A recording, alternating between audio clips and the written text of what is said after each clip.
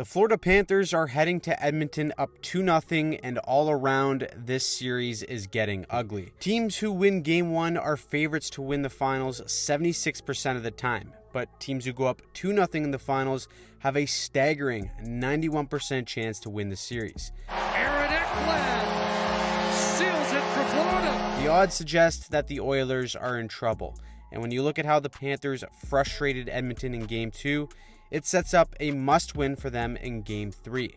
Now, the ugliness in this game started right away, as it seemed like everyone wanted to take out each other's ACL. We had multiple tripping and kneeing incidents, including this one right here from Foegele on Luosterainen. That got him a 5-minute major, and he gets the boot, but the Panthers' power play would be cut short by another tripping penalty from Ekman-Larsson. That would set up a 4-on-4, which benefits the Oilers and their speed. In Game 1, the Oilers dominated the Panthers in the first 40 minutes and couldn't get past Officer Bobrovsky.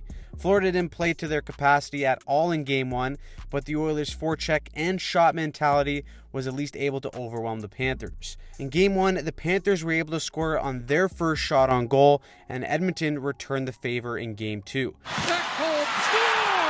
A first shot goal!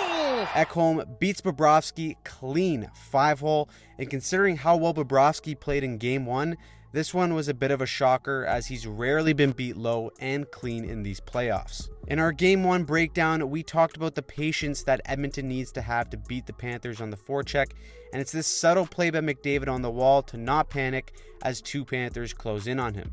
He delays just enough to allow the support to go the other way, and now Edmonton has exposed Florida's aggressiveness. In the playoffs, it's the details, and look at this subtle pick by Bouchard on Barkov to make sure that he can't fully get back in the play and break up the 2-on-1. Ekholm strolls in and puts Edmonton on the board despite being outplayed early. Now, even though the Oilers were up 1-0, this is when I thought the Panthers really started to frustrate Edmonton, and it all started on the penalty kill. Edmonton's power play has been one of the best that we've seen in NHL history, and it single-handedly won them series in these playoffs. However, the Panthers have done a phenomenal job structurally to limit the damage. With all the talent and options this Oiler power play has, it's impossible for them to be fully shut down and not get their chances. But it's how Florida is able to limit entries and eliminate the dangerous second and third chances. Watch here as McDavid is going to try and attempt an entry, but kind of bobbles the puck when entering the zone. As the puck goes in deep, McDavid is going to try and change sides, but look at the anticipation from Barkov to get to the wall first. He gets possession, uses his big frame to close out the Oiler, and then has support to execute the clear.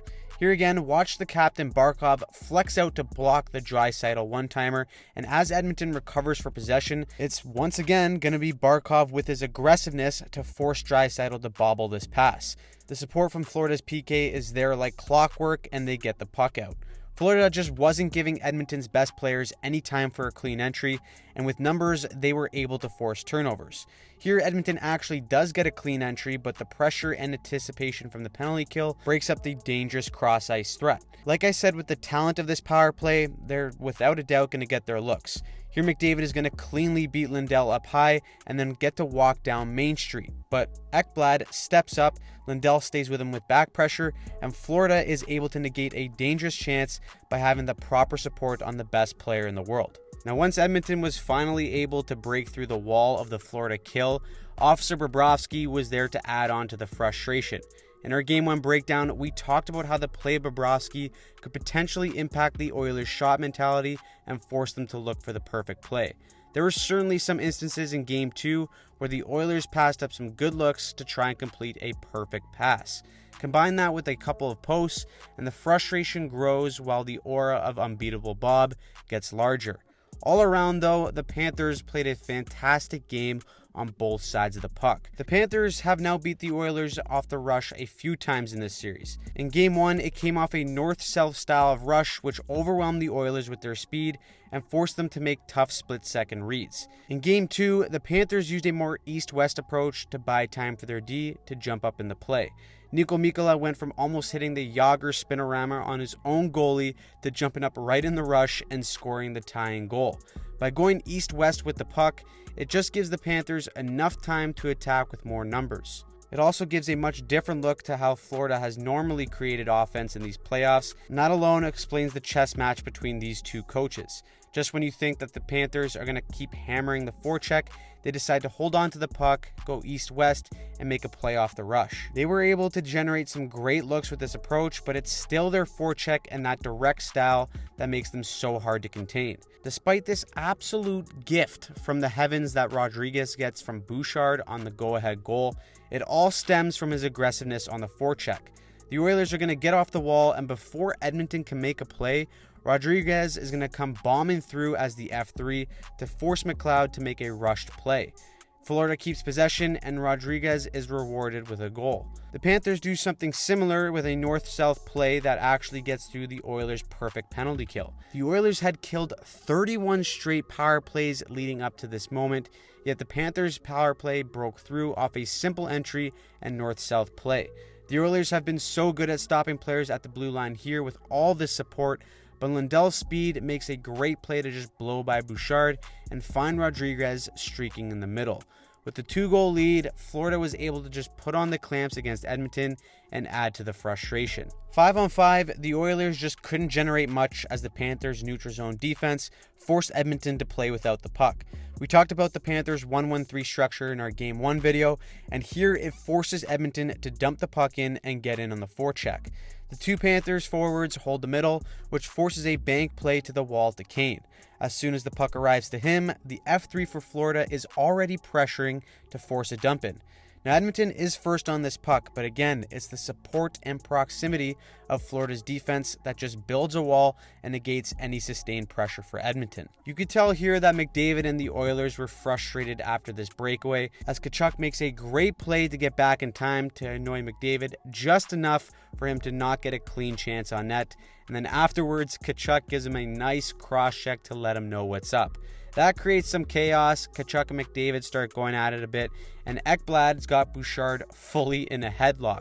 My guy is literally tapping out, fighting for his life, and the frustration just kept building for Edmonton as they lashed out. Draisaitl decided to take a healthy run at Barkov. He leaves his feet, gets the elbow to the jaw, and he would only get 2 minutes for that penalty. But Florida's concern is obviously the health of Barkov. He didn't return to the game, and if he's out with an injury, it could tilt the series based on how important he is for Florida, both offensively and defensively. Even with the extra attacker for Edmonton, look at how well Florida collapses and takes away the middle of the ice. Despite having an extra man, there's just nothing there for the Oilers that would be good enough to beat Bob. To seal the deal for Florida in Game 2, it's again the details by Sam Bennett on the wall. He pressures Kane, gets the puck out, and creates the opportunity for the empty net goal. Florida takes Game 2, and the Oilers look like they are in serious trouble. Of course, McDavid showed nothing but confidence in the postgame, saying that he's looking forward to people doubting the Oilers, but this is a huge mountain to climb. It's another opportunity for our group to come together and dig our way out. This series is getting ugly and heated fast, but if the Oilers go down 3-0, the Panthers will likely be on their way to their first Stanley Cup. So, what did you think of Game 2? What pissed you off? What surprised you? Let us know in the comments down below, and if you want to see our breakdowns for every game in these Cup Finals, you can click on the video on screen here to check out our last video and subscribe to the channel so that you don't miss a single thing.